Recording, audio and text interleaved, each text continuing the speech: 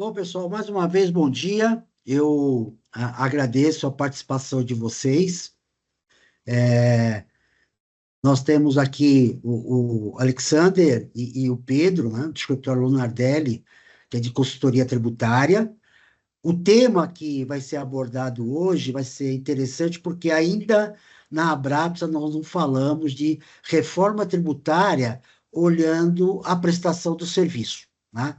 Então, vocês sintam-se à vontade, está participando, está tirando as suas dúvidas, inclusive está contribuindo, né, com os palestrantes, tá? Então, fique à vontade, né, em estar participando do nosso webinar. Então, o Pedro, Alessander, passo a palavra para vocês. Obrigado, Edmundo. Bom dia a todos. Bom dia, obrigado pela presença, obrigado pela oportunidade. Queria agradecer aqui o Edmundo, a Brapsa. Bom, meu nome é Alexander Cainzos, como o Edmundo já comentou. Eu e o Pedro fazemos parte da Advocacia Lunardelli. O Pedro é o sócio fundador, nós somos especialistas em tributos indiretos e agora a gente está estudando para nos tornarmos especialistas em tributos sobre consumo, né? Mudou um pouquinho aqui a figura. A ideia hoje, que conforme o Edmundo havia adiantado, é que a gente faça um bate-papo para entender um pouquinho o que a gente já tem da reforma tributária que nos possibilita estabelecer aí alguns alicerces na prestação de serviço e nas mudanças dos critérios de tributação que nós tínhamos até então do ISS para esse novo tributo, o IBS e a CBS, né? O Imposto sobre Bens e Serviços e a Contribuição sobre Bens e Serviços. A ideia também não é exaurir o tema, até porque a gente tem muita coisa que depende de regulamentação, mesmo trazer aqui algumas percepções iniciais desses novos alicerces que foram fechados pela Lei Complementar 214 de 2025. E vocês fiquem à vontade para nos interromper, porque também, senão, ficaremos aqui falando, e o ideal é a interação para a gente aprender em conjunto aqui todos. Bom, Pedro, você quer fazer alguma... Sim, Vamos lá. uma abordagem rápida, isso mais em caráter geral.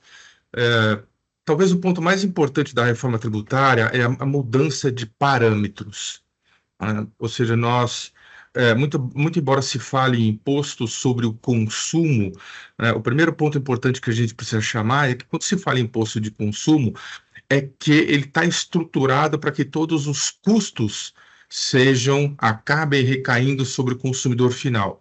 Isso não significa que ele só vai incidir lá no consumo, como é muito comum no excise tax que existe nos Estados Unidos, que você só tem aquela alíquota de 6% quando você tem lá o consumidor final. Esses dois impostos, eles terão incidência em cada uma das operações, né? Não obstante, o custo dele está sendo estruturado para que, na realidade, seja transferido para o consumidor final. Então, é um modelo semelhante ao PIS, COFINS, ICMS, PI, ISS, não obstante, né, ele está sendo estruturado para repassar o custo. Então, essa é uma primeira mudança de paradigma. Segundo, devemos tomar muito cuidado para falar agora a gente teremos um imposto sobre créditos financeiros. Não é isso, gente.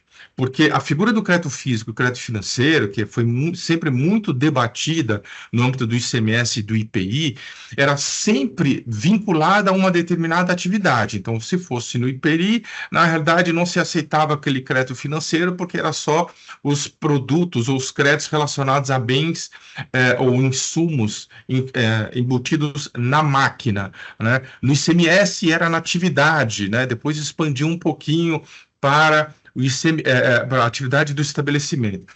Quando se fala no imposto sobre o consumo não como uma atividade plena, é absolutamente tudo. Ou seja, então, a gente não pode aqui já começar a interpretar esses dois novos tributos com a mentalidade de que agora saímos do crédito financeiro, saímos do crédito físico, iremos para um crédito financeiro, porque isso ainda traz algumas restrições que não deve acontecer. Então, hoje, a apropriação de crédito, ela passa a ser a exceção.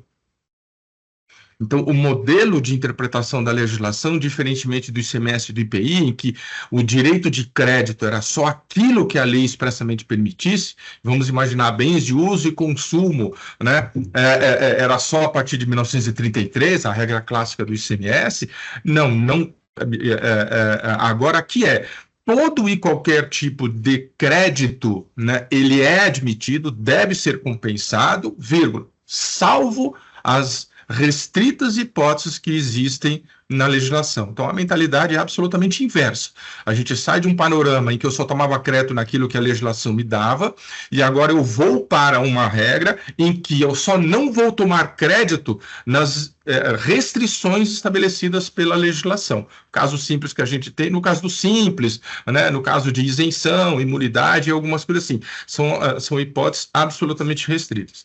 E uma terceira nota que eu gostaria de colocar para vocês, até aproveitando um questionamento que o Edmundo colocou antes da reunião, num bate-papo preliminar, é que essas novas regras que vão ser estabelecidas vão exigir efetivamente de todas as empresas, de todos os contribuintes, uma negociação com seus clientes. A gente não pode aqui ter o raciocínio equivocado de que agora, pelo fato da lei efetivamente autorizar que eu faça o cálculo por fora, então, portanto, né, o ICMS não será mais calculado por dentro, assim como o PIS/COFINS era calculado por dentro, a gente vai adotar uma metodologia semelhante à do IPI, isso automaticamente eu estou autorizado a passar nas minhas faturas. São duas coisas absolutamente distintas, gente. Uma coisa é o que a lei manda o contribuinte fazer. Outra coisa totalmente distinta é o que você vai negociar com o seu cliente. Né? E aqui, certamente, deve haver um problema, né? Por quê? Porque estamos aqui todos no mesmo barco no que diz respeito a prestadores de serviço. Nós teremos uma carga maior. Essa reforma tributária, ela está estruturada para aumentar a tributação dos prestadores de serviço e diminuir na indústria e comércio. Né? Os estudos já estão sendo feitos aí, de fato a gente vai. Então, a preocupação maior agora é que os contratos precisam ser renegociados para que esses valores possam ser transferidos. Essa negociação é uma negociação privada. Né? É uma relação entre o contribuinte e o cliente dele. Né? O que a lei obriga é só o contribuinte. Não necessariamente obriga o seu cliente a aceitar um novo preço em função desse cálculo por fora que vai estar agora. Então, esse é um ponto importante que eu acho atenção. Não corram, né, não cometam o equívoco de falar, mas a partir de agora eu tenho uma lei que manda fazer. Porque o seu cliente... Né, o seu cliente não está obrigado a aceitar isso, né? Não está obrigado a aceitar isso, né? O repassar os custos tributários do contrato é uma relação de direito privado que não tem nada a ver com a legislação fiscal. Então, essa é uma abordagem inicial que eu faço, né, para a gente entrar agora nos temas específicos da reforma. Alex, vamos lá. Vamos lá. Se alguém tiver algum ponto já inicialmente, pode fazer. Eu vou compartilhando aqui a apresentação, só para a gente ter um norte. Depois ela vai ser disponibilizada. Adianto que ela é bem extensa, a gente vai pular alguns trechos, obviamente, mas a ideia é que ela sirva de norte e traga todos os pontos de relevância que atinjam as prestações de serviço, para que depois a gente possa até discutir em outras oportunidades, mas para que os senhores tenham em mãos, digamos assim, uma cartilha. Então vamos lá. O primeiro ponto que a gente tem que entender aqui da reforma tributária, e já puxando um gancho do que o Pedro nos colocou, de mudança de critérios, né? A gente tinha aqui um tributo incidente sobre prestação de serviços, que era o ISS. E aí a estrutura do ISS, ela estava bem sedimentada, digamos, né? Todas as discussões que nós tínhamos, pelo menos as principais do ISS, elas já haviam sido resolvidas de uma forma ou de outra.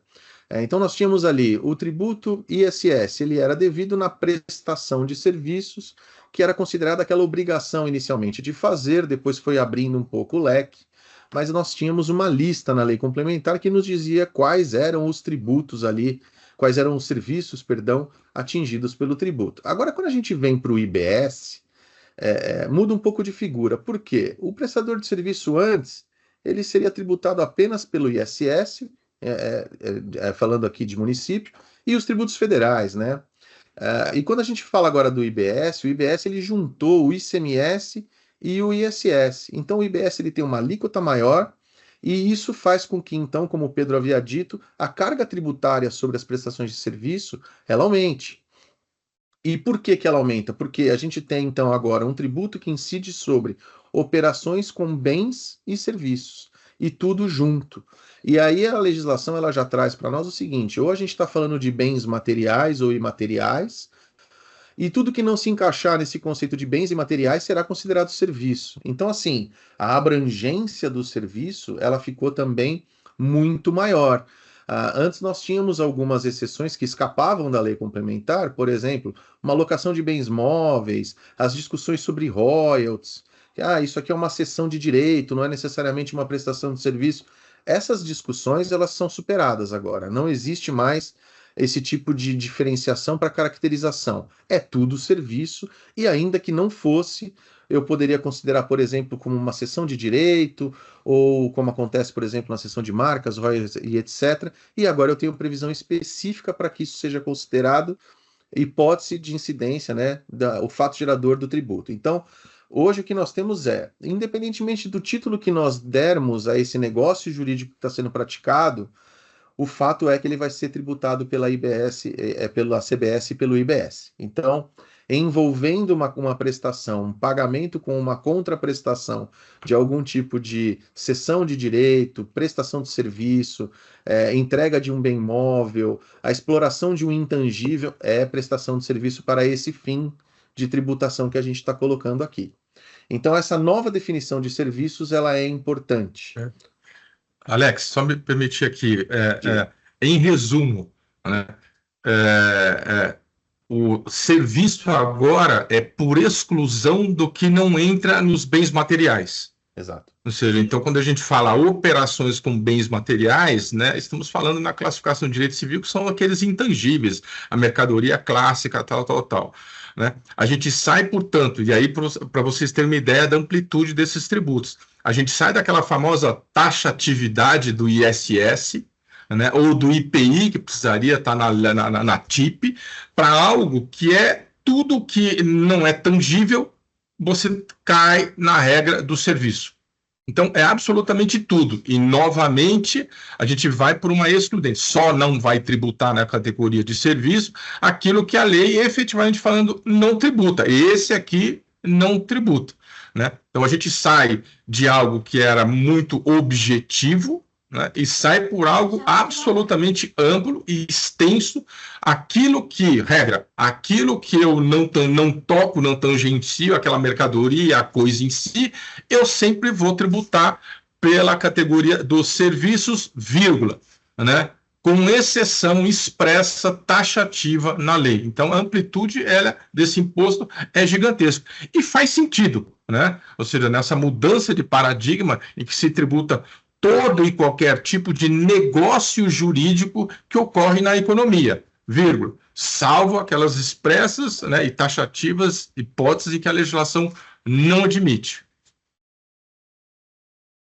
Diga, Edmundo, queria falar alguma coisa? Não, por enquanto tá tranquilo. Vamos lá. As únicas exceções aqui que nós temos a essa regra que são as operações não onerosas especificadas na lei, porque eu tinha falado desde que haja um pagamento com uma contraprestação, mas existem algumas regras aqui, inclusive de operações não onerosas, né? Mas aí a gente está falando então de entrega de brindes, etc., mais voltados a bens materiais, poucos ao serviço, então não vale muito a pena a gente explorar aqui. Bom, então, como eu havia falado, não importa muito o título jurídico que isso é considerado. Então, isso impacta diretamente os prestadores, inclusive aqueles que tinham várias atividades dentro do seu rol de prestação. porque algumas poderiam ser atingidas de uma forma, outras de outro, e agora é tudo serviço para efeito de tributação. Inclusive essas questões que envolvem repasses de numerários intercompany, né, que isso pode ser considerado, então, uma prestação de serviço dentro desse novo critério. Então, a gente tem que ter atenção aqui e, se for o caso, debruçar um pouquinho sobre as regras da lei nessas hipóteses para ver se escapa da incidência ou não, tá? E nessas questões de intercompany, partes relacionadas também se enquadram nessa observação que eu fiz.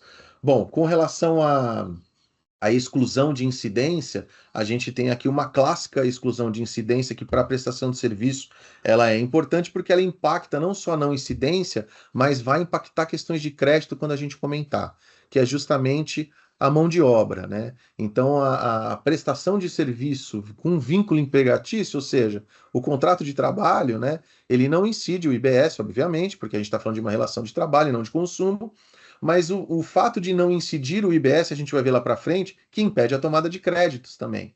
Então, isso aqui é o principal impacto para o prestador de serviço. E aqui eu já adianto, porque quando a gente fala de não cumulatividade, fazendo um comparativo com o que nós temos hoje de PIS e COFINS, se a gente for analisar hoje o perfil do prestador de serviço, a gente está falando de pessoas geralmente optantes pelo lucro presumido, algumas exceções de empresas grandes, lucro real, e algumas menores simples. E o grande capital dessas empresas é o esforço humano, é intelectual ou mão de obra. E quando a gente teve a migração do sistema cumulativo para o não cumulativo de PIS e COFINS, essas empresas que têm mão de obra intensiva e assim também os prestadores de serviço teriam um grande impacto na tributação. E isso desencadeou algumas reações, como, por exemplo, pejotização em algumas hipóteses. Também fez com que essas empresas brigassem para que o lucro presumido fosse até ampliado, o limite, ou que fosse, inclusive, a CPRB, né, instituída para desonerar a mão de obra. Então, veja, a mão de obra sempre foi um custo muito pesado para os prestadores de serviço. E quando a gente entra agora numa não cumulatividade do IBS e da CBS, a gente vai ter o mesmo problema. A mão de obra não enseja créditos e ela é o principal insumo do ponto de vista da prestação de serviço que nós temos. E aí eu falo nós porque a gente aqui como escritório de advocacia temos o mesmo problema.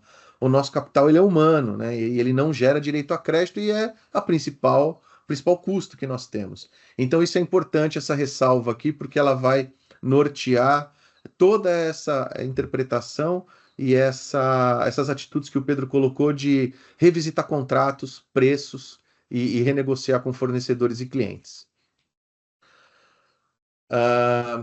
Bom, aqui essas questões de fornecimento de bens e serviços, e entrando um pouquinho em obrigação acessória, já para adiantar também o assunto, porque aqui nós estamos na presença de pessoas que têm familiaridade com obrigações acessórias, e é importante dar uma pincelada. Nós não temos ainda muita, ou na verdade, nós não temos nada sobre as obrigações acessórias que vão vincular as operações e prestações de serviço daqui para frente. Se a gente for ver historicamente, nós tínhamos lá atrás, quando a nota fiscal não era eletrônica, a nota em papel, a gente tinha a nota fiscal de prestador de serviço, a nota fiscal fatura de prestação de serviço, e para quem tinha atividade comercial, nós tínhamos a nota fiscal de circulação de mercadoria, modelo 1A. E nós tínhamos a nota fiscal conjugada, não sei se vocês se recordam disso, isso entrega um pouquinho a idade, mas a gente tinha a nota fiscal conjugada, em que eu tinha a descrição de mercadorias e embaixo eu tinha os serviços. Com o advento aí da nota fiscal eletrônica, isso se perdeu. E nós temos também notas fiscais eletrônicas de serviço, mas que nem todos os municípios se prepararam para essas notas fiscais eletrônicas. Quando a gente vai para lugares mais distantes, fica um pouco mais difícil essa tecnologia ser absorvida pelas municipalidades. Com o advento da CBS e IBS, isso vai ter que ser implantado e não tem como fugir mais disso. Então, nós teremos, muito provavelmente, uma nota fiscal nova, que teremos ali, então, ela conjugada de alguma forma para ter bens e serviços juntos. Por quê? Porque essas operações, embora não seja mais relevante se eu tenho ali um bem ou um serviço, mas eu tenho que discriminar, porque o IBS não deixa de ser um tributo que lá dentro nós temos duas alíquotas, uma destinada aos municípios e a outra aos estados.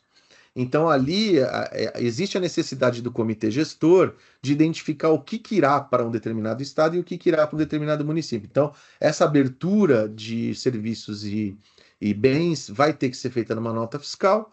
Nós já temos algumas notas técnicas do COTEP inserindo campos de IBS e CBS nas notas do ICMS, mas a gente ainda não tem uma uniformização para efeito de serviço, que deve vir até o final do ano, porque ano que vem a gente já vai ter algumas mudanças. Diga, Edmundo.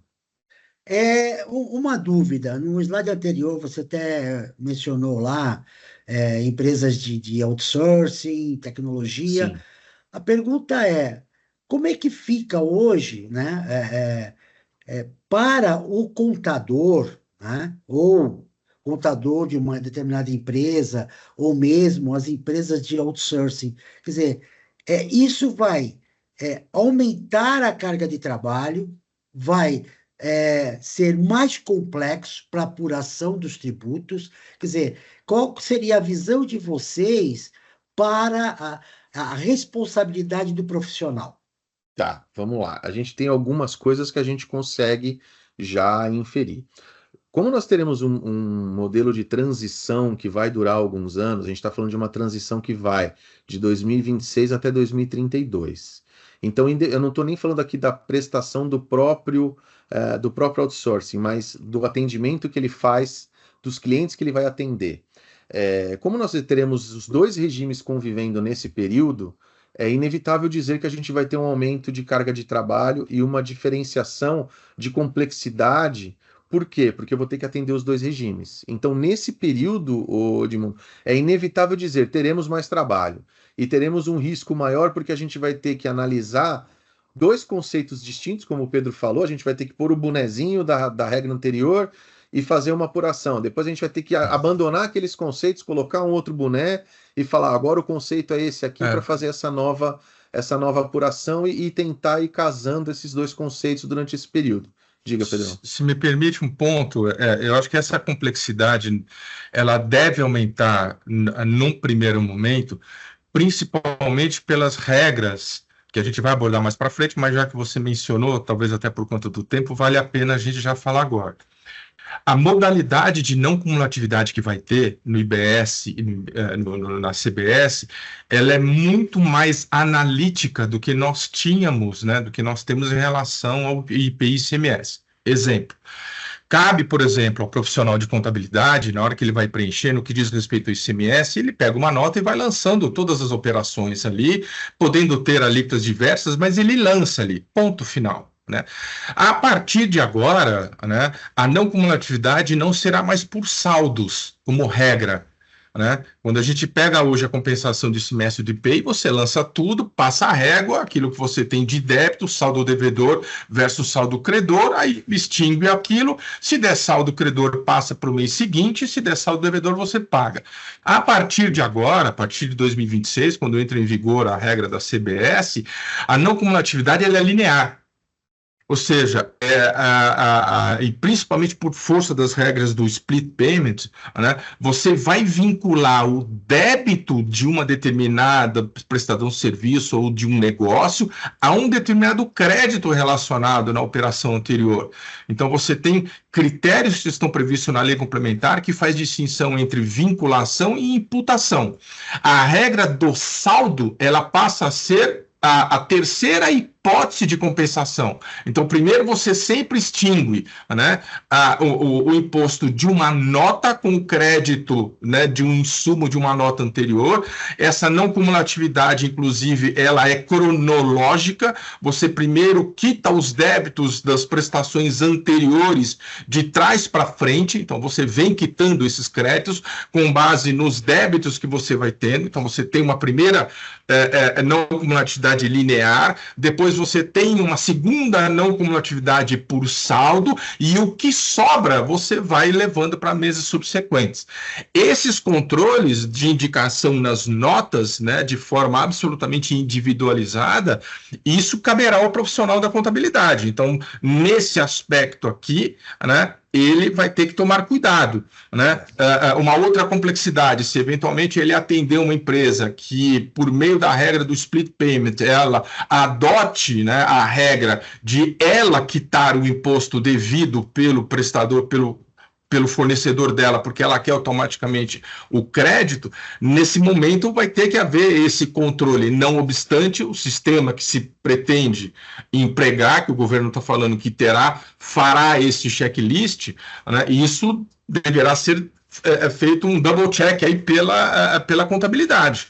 Então, nesse momento, eu acho que a adaptação e a convivência de dois sistemas deve sim trazer mais complexidade para os profissionais de contabilidade, não tenho dúvida disso. Aqui, Edmundo, até entrando um pouquinho num detalhe que eu acho que ajuda a complementar, a ideia é passar um pouquinho nesses itens lá para frente, que são as formas de poder fazer o crédito e as formas de poder extinguir o tributo. Eu acho que vale a pena a gente adiantar esse ponto, porque é literalmente o dia a dia dos profissionais de contabilidade aqui. Como nós tínhamos antes o ICMS eu tinha as entradas, eu tinha os créditos, eu tinha as minhas saídas e tinha os débitos. Se eu entrasse no ISS, eu tinha simplesmente somatório das faturas, o ISS de acordo com a alíquota pelo Código de Prestação de Serviço, e aí eu tenho aquela guia gerada ao final do mês. Quando eu ia para o Simples, eu tinha ali também o faturamento, aplicava a alíquota do Simples de acordo com aquela tabela do comitê gestor do Simples, e tinha os recolhimentos mensais que poderiam subir de categoria ou não, etc. E meio que a apuração, muito simplificadamente falando, era essa. Agora, nós temos nessa fase de transição uma apuração que, em tese, pelo que a gente tem ouvido do pessoal que está desenhando o sistema na Receita Federal, ela vai ser assistida, um pouco parecida com a apuração do imposto de renda pessoa física hoje, em que você recebe uma declaração pré-preenchida. Por que eu digo isso? Porque é importante a gente entender a figura agora do comitê gestor. O comitê gestor é quem vai, na verdade, fazer a apuração do imposto. E por um motivo muito simples, que se a gente olha um detalhe aqui, começa a clarear. Veja, eu tenho uma determinada, eu vou dar um exemplo aqui de uma atividade comercial e uma prestação de serviço para vocês entenderem o nível de complexidade que a gente vai ter e que vai sair em tese da mão do contribuinte e ir para o fisco.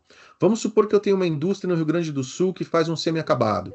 Vende esse semi-acabado para São Paulo. Ela paga o IBS na venda dela para São Paulo. Quando chega em São Paulo, como ela pagou o IBS, e isso é um detalhe interessante, não basta que eu destaque o imposto na nota fiscal. Eu tenho que ter um documento idôneo, o destaque em nota e o recolhimento para fazer jus ao crédito. Enquanto que hoje no ICMS, por exemplo, se eu tiver o destaque, eu já posso tomar o crédito, desde que o cálculo esteja correto. Então, essa é uma mudança de paradigma. Tá? Isso é importante. Então, em São Paulo, a partir do momento que foi tomado esse crédito, uma nova operação ocorre porque eu fiz uma nova industrialização, por exemplo, nesse item. E de São Paulo, isso vai, por exemplo, para um estado do Norte e Nordeste, onde eu ponho a embalagem, faço o acabamento e vendo para um quarto estado, onde vai ser efetivamente o consumo. Bom, eu tive 3 recolhimentos no mínimo de IBS e tive 3 ou 4 créditos de IBS nesse meio caminho, feitos diretamente com o comitê gestor. Até aqui nada foi recolhido para nenhum estado, gente. Isso é importante. Está todo esse dinheiro e esse controle de débitos e créditos na mão do comitê gestor. A partir do momento em que se identifica que um determinado consumidor efetivamente recebeu aquela mercadoria, por exemplo, lá no Amapá, o comitê gestor destaca esse valor e entrega para o Amapá. Então, veja, o que nós sofremos hoje com relação eu paguei para o estado de São Paulo, eu paguei para o município, para eu reaver esse dinheiro depois é complicado, crédito acumulado, isso em tese morre, porque a relação é direta entre contribuinte e comitê gestor, e do comitê gestor em relação aos estados e municípios. E da Receita Federal, obviamente, que eu estou deixando a parte aqui, porque aí é mais óbvia a relação. Então, notem que quando a gente desloca o local do pagamento do imposto da origem para o destino, se eu não tiver esse tipo de controle no comitê gestor, é inviável fazer a apuração do imposto. Então, isso vai ser gradativamente testado pelo comitê gestor e isso vai ser implementado aos poucos. E pelo que a gente vem conversando, o estado da arte deles é unir isso que eu falei agora, ao split payment super inteligente que eles comentam. O split payment também, já antecipando um pouco, até para depois a gente abrir aqui para o pessoal poder participar. O split payment funciona da seguinte forma. Imaginem que você vai ali no McDonald's, compra um lanche e lá você recebe o seu cupomzinho e fala, olha, o seu lanche custou 10 e você tem aqui mais 25% sobre esse 10, que é o IBS e CBS incidente. Talvez a grande contribuição da reforma tributária é o consumidor agora conseguir identificar na vírgula o quanto que ele está pagando de imposto, coisa que até então era difícil de se identificar. Por quê? Porque é sempre preço mais impostos agora. Agora o imposto não está embutido. Então, talvez agora o povo consiga entender o quanto custa o Estado, e talvez esse seja o grande legado. Mas, voltando ao que importa, naquele cupom fiscal nós temos o preço da mercadoria e o valor dos tributos que estão ali. Quando eu pago isso, a entidade financeira faz o split payment, que seja vamos supor que seja 125 total, 25 de imposto, 100 de mercadoria. Ele pega esse 100 e entrega já para o vendedor. 100 é preço. Os 25 vai para o comitê gestor. E o comitê gestor, ele retém esses 25 e a partir do momento que ele reteve esses 25, aquela operação, o imposto dela é considerado está saldado, ele não deve mais nada. E se a apuração não for assistida, o contribuinte tem que fazer uma conciliação bancária de tal forma que seja quase impossível identificar operação por operação para identificar o quanto de imposto foi retido dele operação a operação. E no momento em que ele fecha a apuração ao final do mês, recebendo da Receita Federal os saldos de crédito que ele teve, os saldos de débito, o que já foi retido, quais operações foram retidas, ele só retifica analisando esses itens por um controle dele interno e eventualmente faz algum ajuste para saldos a recolher ou não. E o split payment inteligente é o seguinte: imaginem operações entre fornecedores. Então eu tenho dois prestadores de serviço, um presta serviço para o segundo, e quando você faz o pagamento dessa prestação, esses mesmos 125 do exemplo anterior, não é simplesmente os 25 que serão retidos. O contribuinte terá uma conta corrente, digamos assim, no comitê gestor, em que saldos de débitos e créditos são instantaneamente verificados. E se até aquele momento ele tiver crédito suficiente para dizer que naquela operação ele não pagaria os 25, ele pagaria 10, somente os 10 seriam retidos dele e os outros 15 entrariam na conta dele. Então isso seria de tal forma efetivo que você teria o imposto sendo eliminado já em cada operação, né? E isso seria o estado da arte que eles chamam de split payment inteligente, que segundo a informação que nós temos agora, nos próximos 2, 3 anos isso não vai acontecer. Muito provavelmente vai acontecer se conseguirem implementar isso lá na virada de chave em 2032. E nós temos uma outra e final forma. E lembrando só, a partir do momento que esse tributo é considerado quitado pelo split payment, o adquirente já tem direito a esse crédito também, já entra na conta corrente dele. Então, o que eu disse aqui nessa primeira prestação é verdade para as próximas. Essas compensações online, digamos assim, elas vão até o final, controladas pelo comitê gestor, até que se identifique o consumo efetivo e lá o tributo é entregue ao município. Então, notem, se isso ficasse na mão dos contribuintes, a gente não ia melhorar a complexidade nenhuma do sistema, a gente ia piorar, porque a gente teria que controlar cada 5 mil municípios do país, todos os contribuintes, para ver se eventualmente algo cai ali. E a última forma de extinção do débito, né, extinção do crédito tributário, é o próprio adquirente, enquanto não houver o split payment, o adquirente pode fazer a opção de recolher o tributo exigido na operação dele. Por quê? Lembrem, hoje nós temos o problema dos fornecedores inidôneos de ICMS, em que existe uma operação, o fornecedor não recolhe o ICMS, aí caçam a inscrição estadual dele, depois de 4 anos vem a Secretaria da Fazenda e fala, você tomou um crédito de um contribuinte inidôneo lá atrás, você tem que pagar esse imposto. E aí a gente fala, poxa, mas estava destacado na nota, eu tenho aqui o frete, ele entregou a mercadoria, etc. E aí cria um contencioso tributário. Bom, a ideia hoje é transferir um pouco dessa responsabilidade para o contribuinte. O Estado já queria fazer isso lá para trás e agora existe essa efetivação. Se eu quiser, eu, adquirente, e o meu fornecedor não tem controle nenhum sobre isso, eu simplesmente faço a opção por recolher o tributo devido na operação para tomar o crédito imediatamente. E aí, como que essa opção é feita? Mediante recolhimento. Então, eu simplesmente vou lá, recolho e acabou. E aí, a partir do momento que eu recolho, a vinculação desse recolhimento à operação do meu fornecedor, ela é feita, e o meu direito a crédito, instantaneamente, ele é reconhecido. Então, essa é uma outra forma de você conseguir evitar qualquer discussão com relação aos seus créditos. Então, aqui a gente acabou já antecipando a questão do split payment, a questão da apuração assistida, em tese como será, e as questões das notas fiscais e obrigações acessórias. Eu acho assim, um panorama geral, eu só queria... Pedro, pode ir falando, eu só vou voltar aqui para essa Tá. tabela que ela é Um importante. ponto Pode falar. importante que isso, a legislação inova agora, diferentemente da anterior, é que o imposto destacado em nota já representa a confissão de dívida, diferentemente da legislação anterior, em que você fazia a declaração do saldo devedor, e essa declaração é que se tornava confissão de dívida. Também vai haver a previsão, ou seja, os saldos devedores, na medida em que se tornem líquidos, representarão confissão de dívida. O que significa isso na prática? Que o fisco pode cobrar aquele imposto destacado já na nota, que eventualmente não seja recolhido, né? Ou seja, não passa nem por um auto de infração, porque confissão de dívida já permite que você tenha uma certidão de dívida ativa e já que ingresse com um processo de execução fiscal.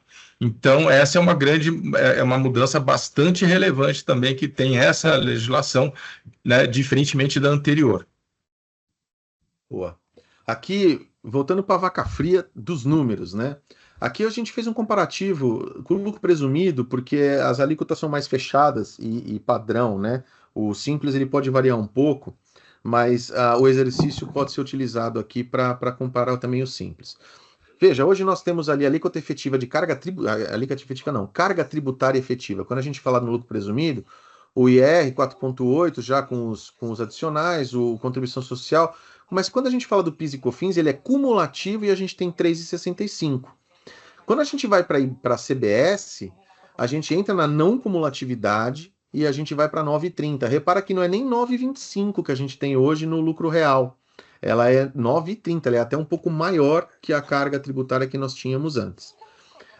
Então, federal, falando só de tributo federal, quando a gente fala em prestadores de serviço, a gente já vai ter um aumento de carga tributária que pode ser no máximo de 11 para 16, mas considerando algumas possibilidades de crédito, isso aqui pode até eventualmente diminuir.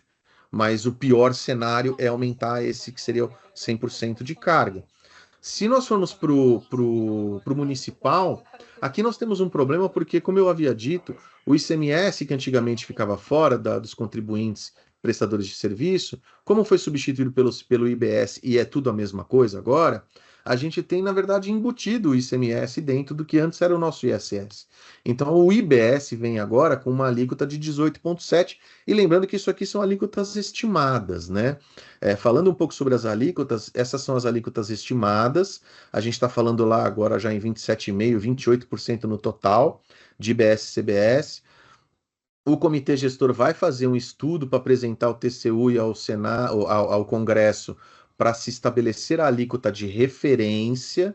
Essa alíquota de referência ela será revisitada de tempos em tempos, mas não significa dizer que ela será absoluta de aplicação integral no Brasil inteiro. A CBS sim, porque estamos falando da Receita Federal.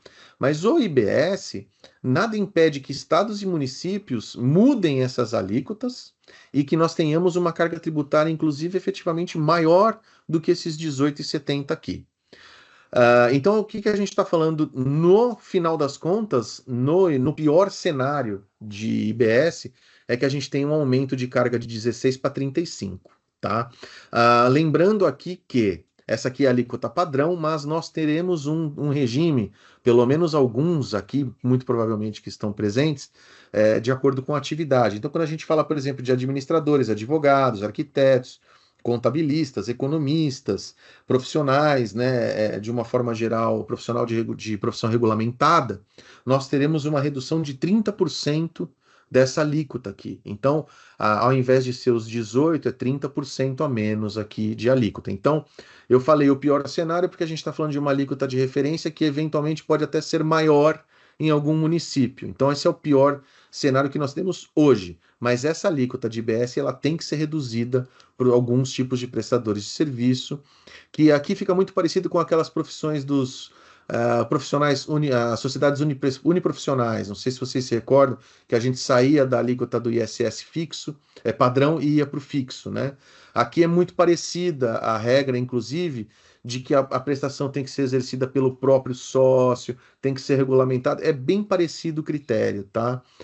E aí a gente vai ter, então, satisfeitos esses critérios, a gente tem uma redução de 30% dessa carga tributária aqui do IBS, que melhora um pouco o cenário, mas ainda assim teremos um aumento de carga. Diga, Edmundo. Eu estava pensando, inclusive, os colegas que estão participando aí do nosso webinar podem contribuir. De toda essa incerteza que ainda não aconteceu, né? Eu fico pensando num outro ponto que pode trazer um aumento de custo para as empresas, né? Que seria o software de gestão.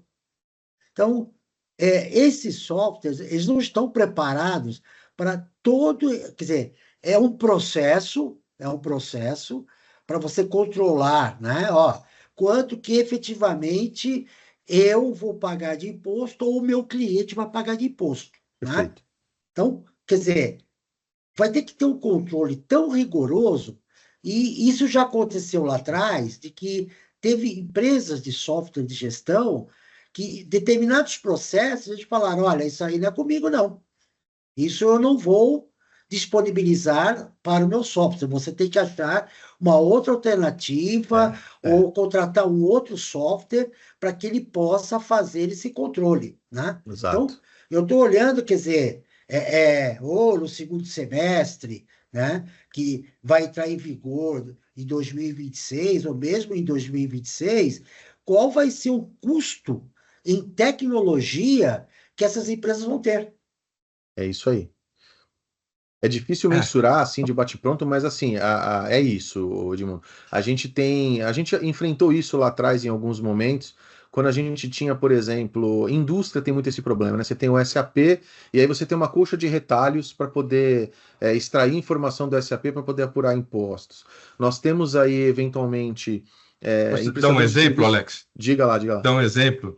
Se a gente lembrar aquela briga que teve do ISS, da Lei Complementar 157, que de uma hora para outra eles disseram, olha, bancos, empresas de consórcio, saúde, vão ter que pagar o ISS não na matriz, mas no município onde presta o serviço. Vocês devem estar lembrados dessa briga que foi parar no Supremo, né? O Supremo suspendeu a cobrança e depois, numa negociação, foi fazer o seguinte, isso estamos falando em 2016, já 9 anos, né? Porque nós vamos fazer um software, a regra era, né? Os municípios com as empresas, tal, junto à FEBRABAN, nós vamos fazer um software em que todos os municípios vão colocar a sua legislação nesse software para que os contribuintes tenham acesso para poder pagar o ISS devido aos municípios. A gente está há 9 anos disso, porque na verdade esse software não saiu por conta do custo, né? E isso que você pondera é absolutamente relevante. Uma coisa é o comitê gestor monta o sistema, né? Outra coisa é você integrar esse sistema com a sua base operacional. Esse é um custo que vai cair no colo do contribuinte, eu não tenho dúvida disso. Sem dúvida. Né? São duas coisas totalmente distintas. Quer dizer, o cenário ideal de um comitê gestor controlando tudo já é algo absolutamente muito difícil de se ter e custoso. Outra coisa que não está sendo dimensionado é exatamente você ter, né, um software para integrar com esse, né?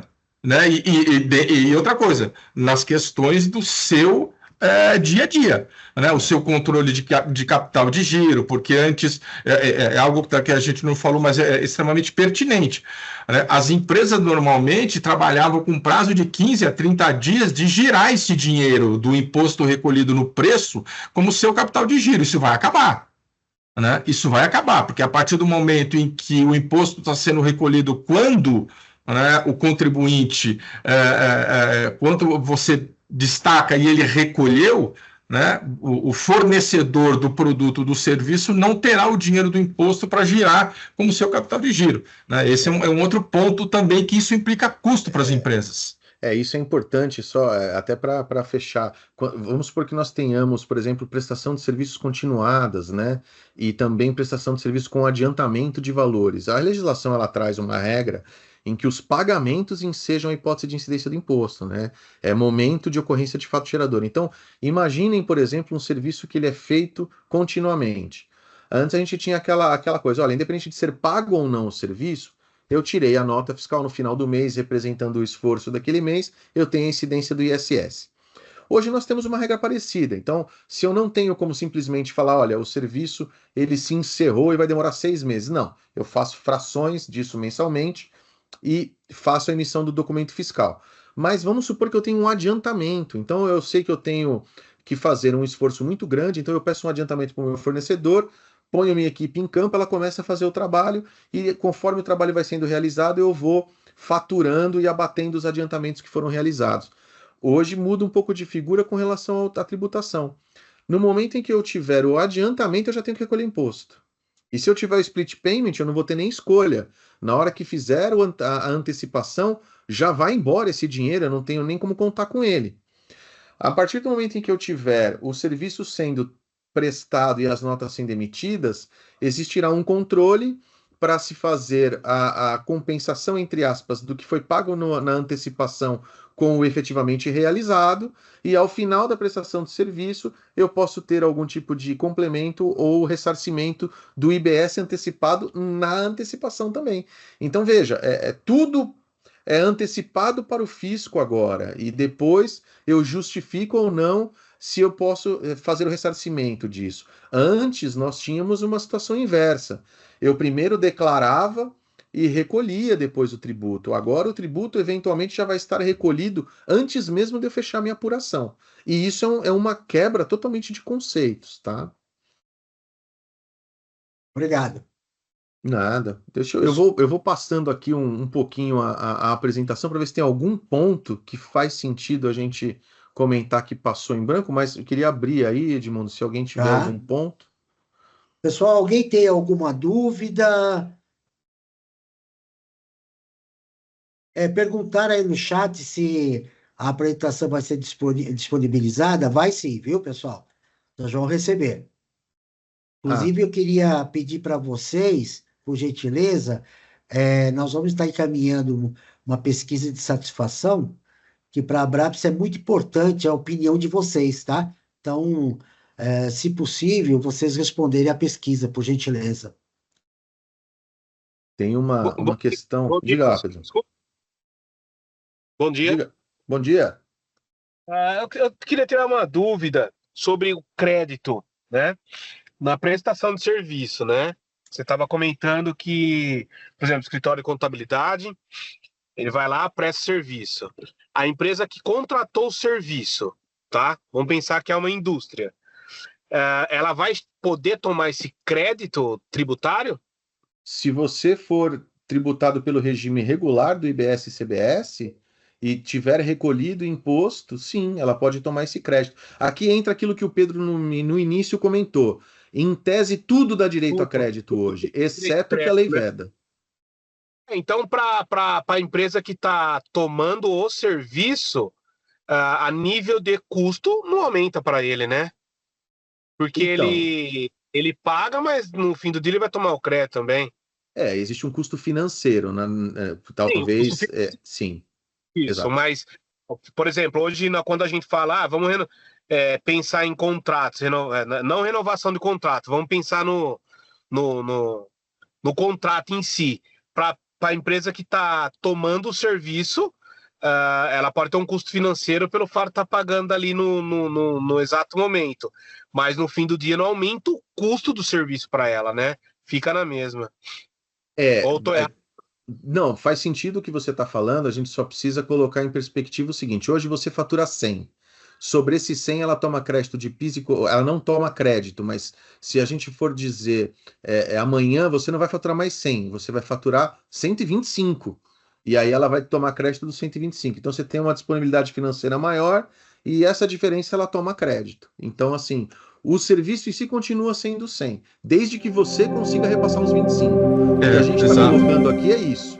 Se É. você renegociar com ela e falar, olha, agora vai ter 25 a mais, hein? O valor do meu preço é 100, não é, e os 25 é tributo. Aí ela vai te pagar mais. Senão ela vai dizer para você, não, os 100 já tem os 25 aí dentro. Na verdade, você vai receber 75. Uhum. Esse é o ponto. Por isso que eu falo, é importante as negociações contratuais para que garanta exatamente... A ideia da reforma tributária é que você repasse 100%, né, dos custos relacionados ao IBS e à CBS, sem dúvida alguma. Por isso que é o cálculo por fora. Está proibido qualquer tipo de cálculo por dentro para isso não ficar mascarado. Mas a reforma tributária não obriga o seu cliente a aceitar, porque vai depender exatamente da questão financeira dele. Então, vamos imaginar que ele tem saldo credor, ele é um exportador que efetivamente não vai consumir esse crédito efetivamente, porque tem um timing para você receber isso, mesmo Sim. quando você tem saldos credores.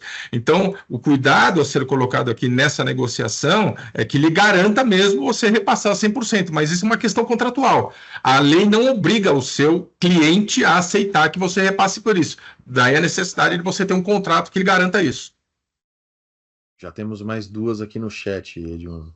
Isso Tá, que eu ia te falar. Fica à vontade. Vamos lá. O primeiro ponto aqui que a Elisângela coloca é se a empresa do lucro real vai ter que pagar o IBS na medida em que vai emitindo as notas. Veja, nós temos 3 formas de extinção do que é destacado em nota. A gente tem o seu próprio cliente, na hora que ele recebe a nota e que ele vai te pagar o serviço, ele pode escolher pagar esse tributo. Se nós tivermos o split payment, quando ele te pagar, esse tributo já vai para o comitê gestor e você não tem, nessas 2 primeiras hipóteses, ação nenhuma sobre isso. E vamos supor que nenhuma dessas seja aplicável ao seu caso.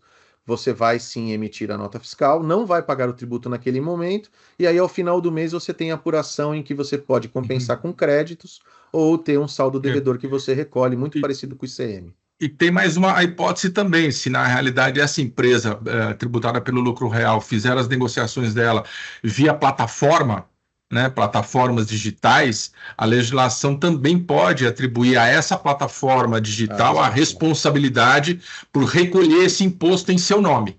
Então, hoje o legislador ele trabalha com 4 hipóteses. É o contribuinte, né? É o split payment, em que, na realidade, a legislação vai atribuir à instituição financeira, ao comprador, via também split payment, e as plataformas digitais, e última hipótese, o responsável tributário. Melhor dizendo, 5 hipóteses de você recolher o tributo devido destacado na nota. Com relação aqui à questão do simples, olha, tá perguntando se o simples, a gente poderia ter parte da receita sujeita ao regime e parte da receita não sujeita ao regime. Veja, a redação da lei, ela não faz essa distinção. Ela simplesmente fala, o contribuinte poderá optar. Então, subentende-se que é integral. Mas, como a gente ainda tem uma regulamentação, pode ser que venha, mas eu diria, hoje não, hoje seria integral, pelo que nós temos, né? E aí a questão de empresa de tecnologia, se terá redução também de alíquota ou de base, né? Eu não me lembro de ter visto, Pedro, alguma redução com relação à empresa de tecnologia. Não, eles estão lá isso é interessante, né? Você tem os regimes diferenciados e os regimes específicos. Não me recordo também, mas estou dando uma olhada aqui na legislação, porque, de fato, quiser passar para outro ponto aí, Alex, eu dou uma olhada aqui para ver se tem. Plano de saúde tem, eu estou dando uma olhada aqui nos regimes específicos. Mas não me recordo também. Eu vou, se você quiser dar uma olhada aí, eu vou vendo a outra pergunta aqui, que essa eu consigo responder. A escolha, veja, dessas extinções, eu entendo aqui que foi colocado aí, a escolha do cliente é nossa ou vai estar definida em legislação? Veja, o split payment ele é obrigatório. Se ele for instituído, você não tem como optar. Existe um outro tipo de split payment que é o simplificado, que é para aquelas empresas que só têm como clientes consumidores finais. Você pega, por exemplo, uma loja de shopping, né? E aí é como funcionaria como se fosse mais ou menos um tributo por estimativa hoje. o comitê gestor faz uma estimativa de uma média de quanto que ela recolhe de IBS nos últimos meses, e a cada pagamento que ela recebe, já é destacado via split, ou seja, já é retido pelo comitê aquele percentual médio, e aí ao final do mês faz o ajuste como se fosse uma estimativa. Quando a gente fala de split payment geral, ele é imposto e você não tem como escolher ou não ele. Quando a gente fala do cliente escolher ou optar por recolhimento, você não tem ação nenhuma, porque no momento em que ele faz o pagamento para você, ele opta ou não por recolher o tributo. E aí a gente está falando aqui no momento do pagamento. Então, veja, se a gente tem uma prestação de serviço que é feita num determinado mês, e eu tenho um prazo de pagamento dessa prestação de serviço que gira, por exemplo, sei lá, 40 dias. O meu prazo para recolhimento do tributo, ele vai ser anterior ao próprio prazo que o cliente tem para me pagar. Então, nesse caso, eu não correria o risco do cliente fazer essa escolha, ele nem teria como, porque o pagamento vai ser posterior ao próprio tributo. Mas se o meu prazo de pagamento ele é imediato e antes do vencimento do próprio tributo devido no mês, a opção é feita pelo próprio recolhimento que o cliente faz e você não tem ação nenhuma por isso. Não existe como você exigir que ele não o faça, tá? A legislação, ela atribui a ele essa opção. Só retornando aqui, olha, consultando aqui os chamados regimes diferenciados do IBS e CBS, que está a partir do artigo 126 da lei, né, não tem previsão para empresas de tecnologia, quer no que diz respeito às reduções em 30%, como é o caso dos advogados, quer no que diz respeito a 60% de redução de base, como é serviço de educação, médico, saúde, tal. Não tem previsão nesses regimes especiais, não.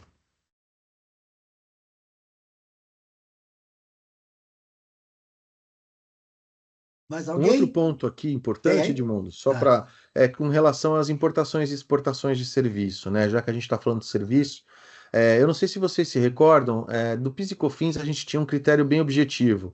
Se eu tiver ingresso de divisas, né, é considerado exportação de serviço.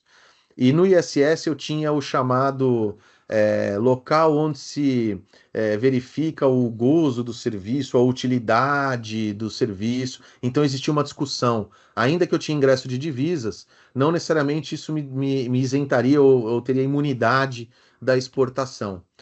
E aí o que estava simples para o PIS e COFINS agora foi complicado para todos, né? Esse critério de onde o bem ou de onde o serviço será efetivamente consumido, agora é a regra para a gente estabelecer se houve uma exportação ou não. Então, veja, se eu presto um serviço para uma multinacional e a multinacional me paga lá de fora, em dólar, beleza. Não significa que é uma exportação de serviço. Porque se eu prestei o serviço para a ligada dela, coligada subsidiária ou alguma empresa aqui dentro, e o consumo do serviço foi dentro do Brasil, aí a gente vai ter então uma tributação normal e não se aplica aqui o critério de exportação. Então isso é importante, de novo, para rever preço, porque às vezes você já tem um contrato, eu considero isso exportação por conta de, sei lá, eu utilizo o critério do PIS e COFINS, então isso é exportação. Amanhã não será mais. Então aqui a gente tem um ponto de atenção.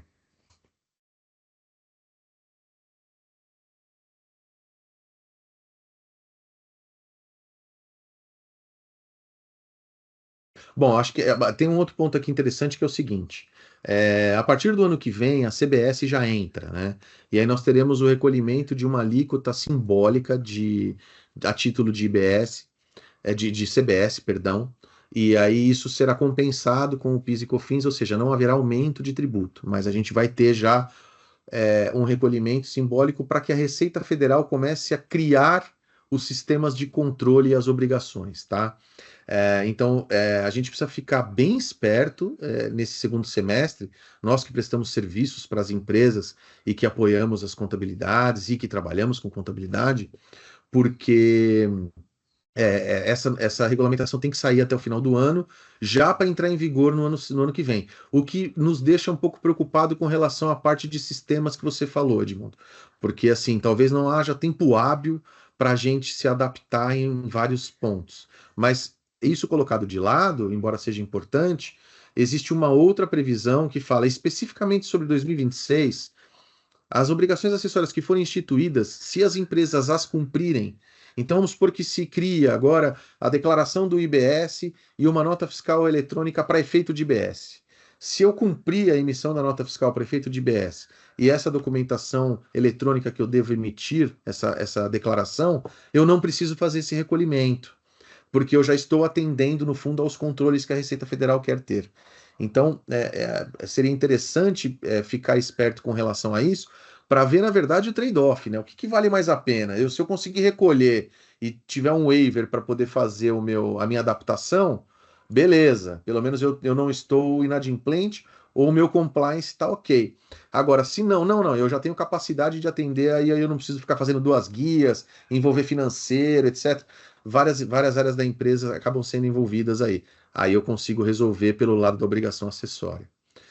Deixa eu falar um Aí, ponto acho que esse é um importante ponto. que eu acho, principalmente para a atividade de vocês aí, BPO. Cuidado na conclusão dos serviços, gente. Por quê? Porque a previsão hoje de lei, quando se fala prestação de serviço, considera-se ocorrido o fato gerador no momento da sua conclusão. Conclusão de serviço é diferente de pagamento de imposto. O pagamento do imposto é o que vai dar direito à tomada de crédito pelo contribuinte, tal. Mas o fato gerador do imposto ocorre quando se dá a conclusão. Por que isso é importante? Porque muitas vezes você termina um serviço, né, dá qualquer documentação de que aquele serviço está concluído, emite a nota com prazo de pagamento lá para frente. São 2 coisas totalmente distintas. Né? Porque se o imposto foi, se o serviço foi concluído numa determinada data, é totalmente irrelevante a data de pagamento daquilo que é devido. Então, são 2 momentos distintos. O artigo 10 é muito claro nesse sentido.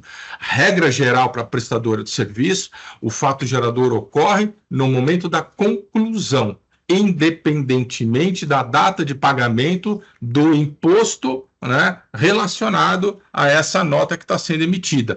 Isso é relevante para a tomada de crédito, porque o crédito só vai ser apropriado quando pago esse imposto pela sistemática que a gente já falou aqui. Então, só tomar cuidado em relação a essas questões. É importante porque assim, o imposto é devido por competência, mas o crédito é pelo pagamento, né, Pedro? O crédito é caixa e o imposto é competência. Isso é... E pode acontecer numa fiscalização exatamente isso. Não, mas não, é devido juros e multa a partir daqui. Né? Esse é o ponto. São 2 coisas que precisam ter cuidado nesse tipo de controle do prestador de serviço. Tem uma outra pergunta que fizeram aqui, os impostos federais retidos na nota fiscal. Bom, veja, para a gente falar sobre retenção de CBS, a gente precisa ver regulamentação. Os demais tributos que hoje existem, não muda nada. Então, quando a gente fala, por exemplo, de retenção de contribuição social e imposto de renda, não tivemos mudança, continua da forma que era antes. A partir do momento que nós tivemos entrada em vigor efetiva da CBS, a gente vai ter que ver alguma normativa que fale sobre esse tipo de retenção. Porque também não faz muito sentido falar em retenção quando a gente fala da opção do seu cliente de pagar integralmente o valor dos impostos ali, né, da contribuição e do BS. Então não tem por que reter, ele vai pagar integral. Então a gente só precisa ver qual é a regulamentação que vai sair para poder falar, olha, quando não houver, pode acontecer o seguinte, quando não houver o pagamento pelo seu cliente, deverá haver uma retenção mínima, mas isso parece ser um pouco incompatível com o que está na lei complementar agora, tá? Mas eu diria, temos que ter calma aqui antes de afirmar algumas coisas, porque na regulamentação pode vir algo totalmente torto, e aí a gente acaba criando um Frankenstein. Temos alguém ali chamando. Fica à vontade. Bom dia, pessoal. Sobre essa questão da retenção, tem uma instrução prévia que na instituição da CBS vai permanecer apenas a CSLL. Então, o PIS/COFINS retido, ele tende a ser extinto, né, junto com o próprio PIS/COFINS, e vai manter apenas a contribuição social, porque ela é direto, né? Ela é sobre o lucro. Exato, e com relação a isso, na verdade não houve mudança na legislação, né? Então a gente só tem que lembrar que a única coisa que está mudando é PIS e COFINS.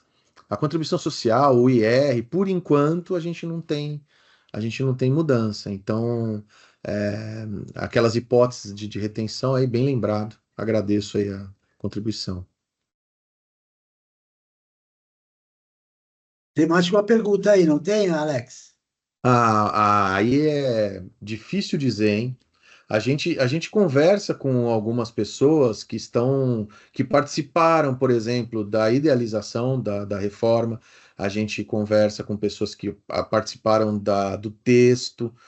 A gente até tem contato com algumas, e aí até com cursos que a gente fez, etc., para entender as ideias por trás da reforma. Mas assim, se a gente for olhar, não é nem questão de aposta, se a gente for olhar assim, necessidade para que a operacionalização desse teste da CBS ocorra no que vem, até o final desse ano tem que sair alguma regulamentação. Senão a gente vai ter que ter uma prorrogação de alguma forma, porque a gente vai ter, em tese, uma obrigação sem instrumento para resolver. E aí fica uma coisa muito capenga. Então, o que eu diria é, não sabemos ainda, mas tem que sair nesse segundo semestre.